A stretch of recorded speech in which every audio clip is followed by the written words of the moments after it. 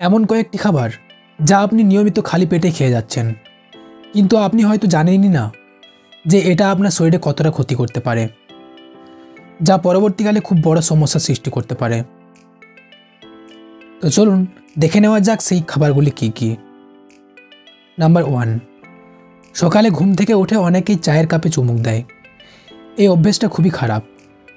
খালি পেটে চা পান করলে শরীরের মধ্যে প্রোটিন ও পুষ্টি উপাদান শোষণ কমে যায় এবং তার সাথে হতে পারে বদহজম ও অ্যাসিডিটির সমস্যা।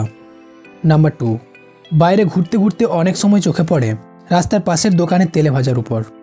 সেই সময় পেট ফাঁকা থাকলে আর সেসব তেল জাতীয় খাবার খেলে পেটের সমস্যা আরও বেশি হবে। দই হলো অনেকেরই প্রিয় একটি খাবার, কিন্তু খালি পেটে দই খেলে হতে পারে অ্যাসিডিটির সমস্যা।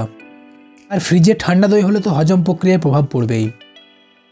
নাম্বার 4, চিনিযুক্ত খাবার। পরিশোধিত শর্করা সমৃদ্ধ খাবার যেমন পেস্ট্রি, ডোনাট বা চিনিযুক্ত সিরিয়াল খালি পেটে খাওয়া হলে রক্তে তার শর্করার মাত্রা দ্রুত বৃদ্ধি করতে পারে, যা ইনসুলিনের ওপর খারাপ প্রভাব ফেলতে পারে। Number 5, tomato. টমেটোর ভেতরের ট্যানিক অ্যাসিডও খালি পেটে অ্যাসিডের সৃষ্টি করে, তাই দীর্ঘ সময় থাকা খালি পেটে টমেটো না খেয়ে অন্য কিছু খাবারের পাশাপাশি এটা খেতে পারেন। নাম্বার 6, কলা।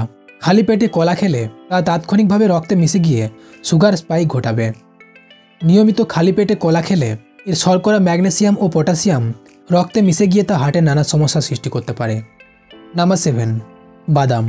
খালি পেটে এটিকেও খাওয়া যাবে না। হয় অন্য খাবারের সাথে খাবেন বা দুবার খাবারের মাঝখানে খাবেন। খালি পেটে বাদাম খেলে পেটে ব্যথার সৃষ্টি হবে। অবশেষে কোনো উপায় না থাকলে এইসব খাবার খাওয়ার আগে অন্তত 1 গ্লাস জল খেয়ে নেবেন। তাতে পাকস্থলী সরাসরি ক্ষতিগ্রস্ত হওয়ার সম্ভাবনা কমে যাবে।